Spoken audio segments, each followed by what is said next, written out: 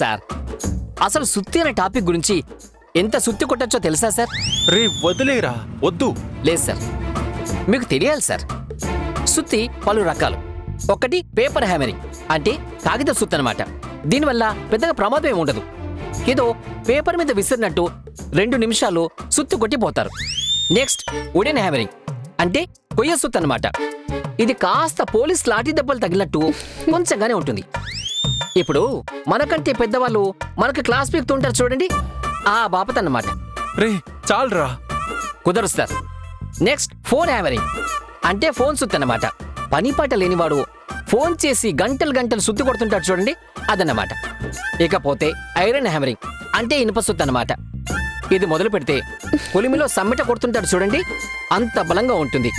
కొట్టడం మొదలు పెడితే చెవులు మారు మోగాల్సిందే. రే నువ్వు వేస్తుంది ఐరన్ హ్యామరింగే కదా? Exactly sir. మీకు ఇప్పుడు సుత్తి గురించి మంచి అవగాహన వచ్చింది. ఇప్పుడు మేకు అనే టాపిక్ మొదలు పెడదాం సార్. ఏయ్! వాడు సుత్తితో కొడుతున్నాడు, నువ్వు చేయితో కొడుతున్నావా? సారీ